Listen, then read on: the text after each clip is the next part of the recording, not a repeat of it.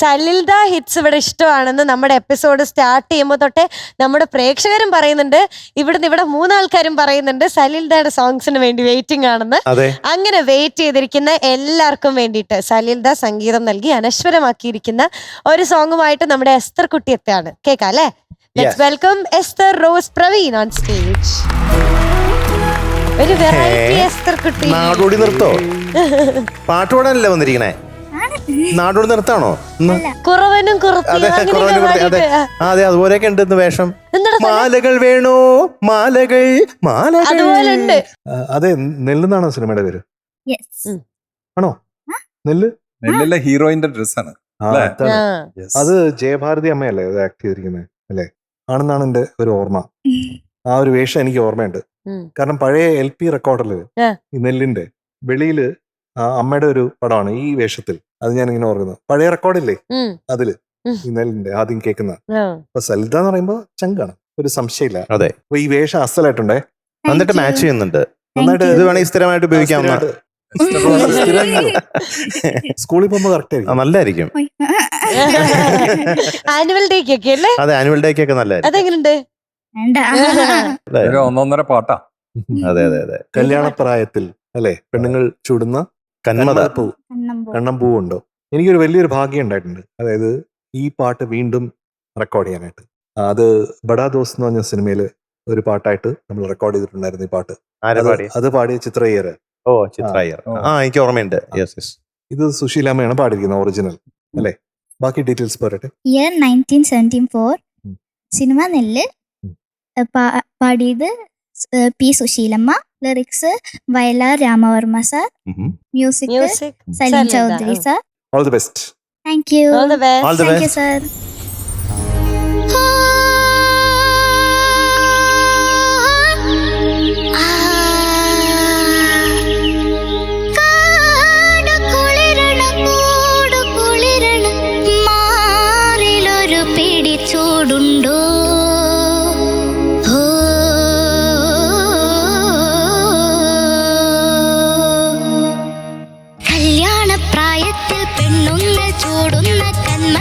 കണ്ണമ്പൂണ്ടോ കൂടെ വന്നേ പോ ആൺകിളി ചൂടു തന്നേ പോ. കല്യാണപ്രായത്തിൽ പെണ്ണുങ്ങൾ ചൂടുന്ന കന്മദപ്പൂ കണ്ണമ്പൂണ്ടോ കൂടെ വന്നേ പോ ആൺകിളി ചൂടു തന്നേ പോ.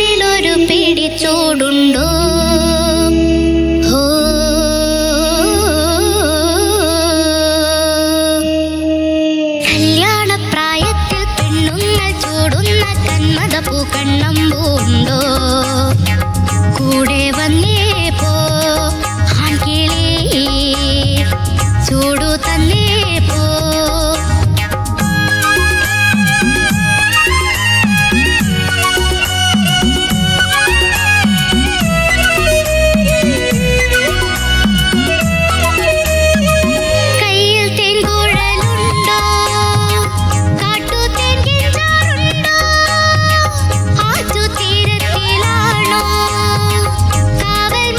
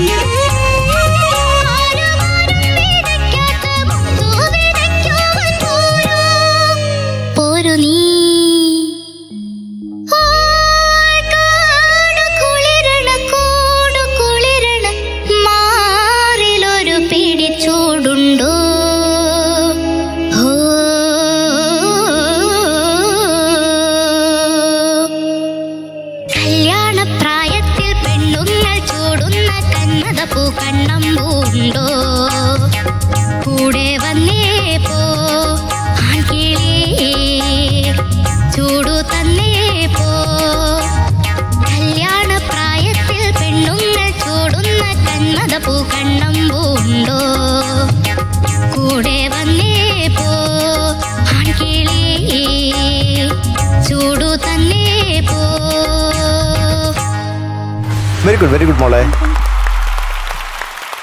എസ്തർ കുട്ടി, എന്തോ ചില പോർഷൻസ് ഒക്കെ വളരെ ഇഷ്ടപ്പെട്ടു താങ്ക് യു കേട്ടോ സർ. പാടിയത്. കുറച്ച് ഒരു പ്രശ്നം എന്ന് തോന്നിയത് കാട് കാട് കുളിരണ താര തര തര താര തര തര താര. അതിന്റെ ആ സംഗതിയുടെ ക്ലാരിറ്റിയാണ് കുറച്ചൊന്ന് വേണം തോന്നിയത്. പിന്നെ ഓ അത് കഴിഞ്ഞിട്ട് വരുന്ന ഓ ആ സാധനല്ലേ, അതും കൂടി കുറച്ച് അതിന്റെ കുറച്ചും കൂടെ ഒരു സ്പീഡ് വേണം. അത് സ്പീഡ് കുറച്ചുകൂടെ സ്ലോവർ ആയിട്ട് തെറ്റിപ്പോവാതിരിക്കാൻ വേണ്ടിട്ട് കോൺഷ്യസ് ആയിട്ട് പാടുന്ന പോലെ അതും കൂടി ഒന്ന് ക്ലാരിറ്റിയിൽ വരണം തോന്നി. പിന്നെ അനുപല്ലവി നന്നായിട്ട് പാടി, വളരെ നല്ല രസമുണ്ടായിരുന്നു. പിന്നെ അതിൽ ആ വന്നു ഞാൻ അതും കൊള്ളാം, അടിപൊളിയായിരുന്നു. അതുപോലെ തന്നെ പോരു നീ അതെ അതും വളരെ നന്നായിരുന്നു കേട്ടോ. Thank you sir.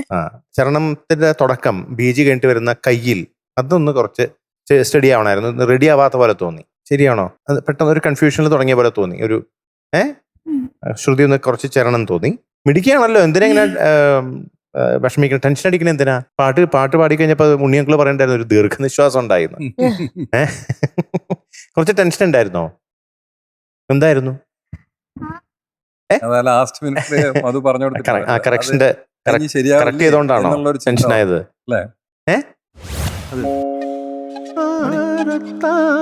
അതുപോലെ തന്നെ മാറിലൊരു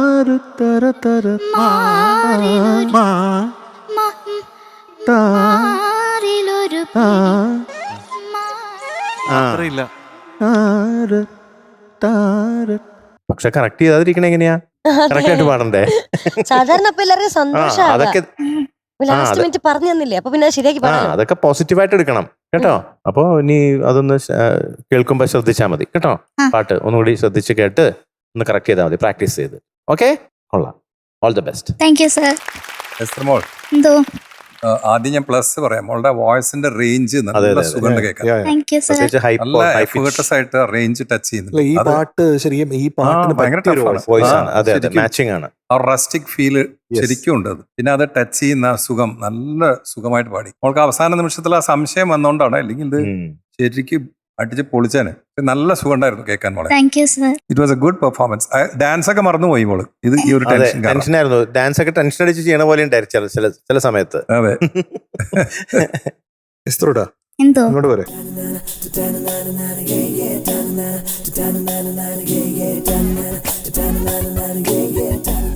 അതെന്തേ പെട്ടെന്ന് കണ്ണു നിറഞ്ഞ് പെട്ടെന്ന് മൂഡ് ഓഫ് ആയ? എന്താ എന്ത് ഇല്ലേ? അപ്പൊ ഡാൻസ് ചെയ്ത് മൈക്കില് പറഞ്ഞു. ഫീബിൾ മൈൻഡ് ആണ്, അതാണ്. ഞാൻ ഇങ്ങനെ കണ്ടിട്ടില്ല എസ്തറൂട്ടിയെ, ആദ്യമായിട്ടാണ് ഇങ്ങനെ കാണുന്നത് കേട്ടോ. എസ്തറൂട്ടൻ ഒരു സമയത്ത് എത്ര അധികം ആഗ്രഹിച്ചിട്ടുണ്ടല്ലേ ഇവിടെ ഈ സ്റ്റേജിൽ ഒന്ന് പാടണം അല്ലേ? അത് അവിടുന്ന് അതിനുള്ള അവസരം തന്നില്ലേ? ഓക്കെ, അത് ഏറ്റവും വലിയ ബ്ലെസ്സിങ് അല്ലേ? അത് കഴിഞ്ഞിട്ട് ഇത്ര അധികം സ്റ്റേജസ്, ഓരോ പ്രാവശ്യവും ഓരോ പാട്ടുകൾ, അപ്പൊ എത്രയോ പാട്ടുകൾ ഇവിടെ പാടാനായിട്ടുള്ള അവസരം പിന്നെ കിട്ടിയില്ലേ ഓരോ സ്റ്റേജിലും?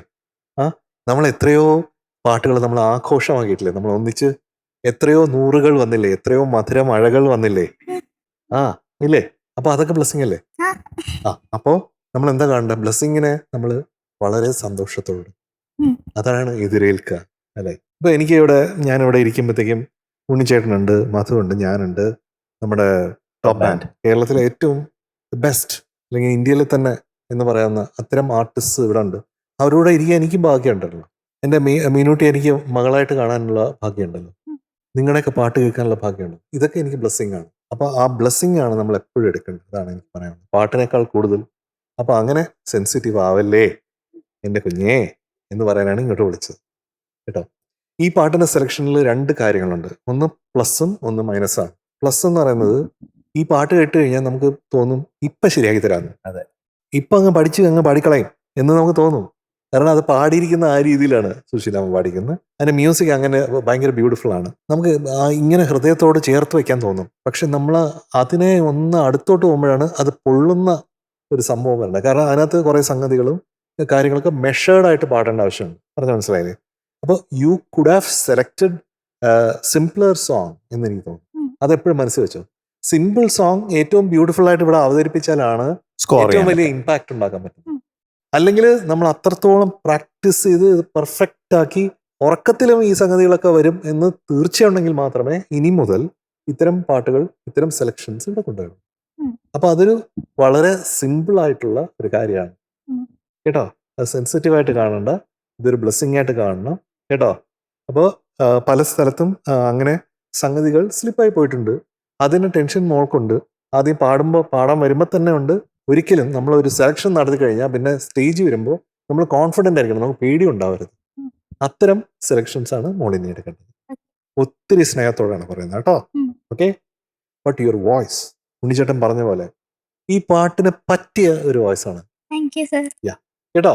ഓക്കെ, അപ്പോ ജാങ്കോ. ഓക്കെ,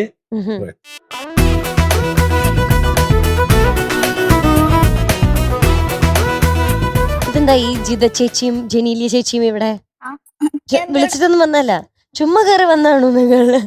അതെന്താ പെട്ടെന്നൊരു സ്നേഹം രണ്ടാക്കും? രണ്ടാളും ഫ്രീ ആയപ്പോ വന്നത്. രണ്ടാളും വെറുതെ ഇരിക്കുന്നു, പുറത്ത് നല്ല വെയിലല്ലേ?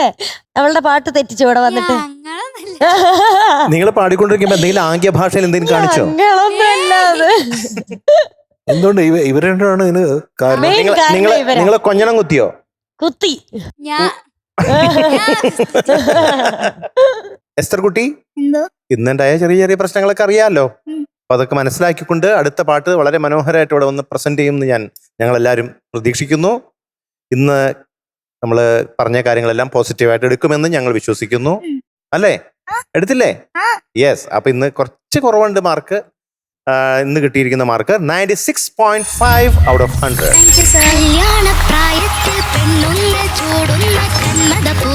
എസ്തർ കുട്ടി, എം ജെ ഞങ്ങൾ പറയുന്നല്ലോ, ചില ദിവസം നമുക്കൊരു ഓഫ് ഡേ ഒക്കെ വരുമ്പോൾ എം ജെ ഞങ്ങൾ പറയും അതങ്ങ് മറന്നു കളയാന്ന്. അപ്പൊ അത് തന്നെ എനിക്കും പറയാനുള്ളത്, ഇതങ്ങ് മറന്നു കളയാം. Okay, all the best, by.